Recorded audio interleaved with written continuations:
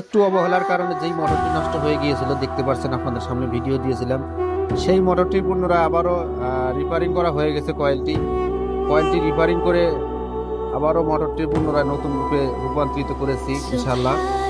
তো আপনারা ভিডিওটি দেখতে থাকুন ধৈর্য সহকারে, কেমন লাগে ভিডিওটি।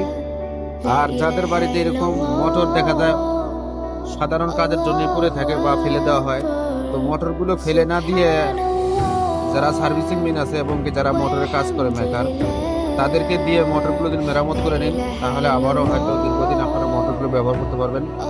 তো ভিডিওটি যদি আপনাদের ভালো লাগে, জনস্বার্থে ভিডিওটি শেয়ার করে দিন, যাতে অন্যরা দেখতে পারে, আপনাদের আত্মীয় স্বজন যারা আছে তাদের মোটরগুলো নিয়ে এভাবে মেরামত করে দীর্ঘদিন আবার ব্যবহার করতে পারবে। তো ভিডিওটি সম্পূর্ণ দেখার জন্য সকলেইকে অসংখ্য ধন্যবাদ।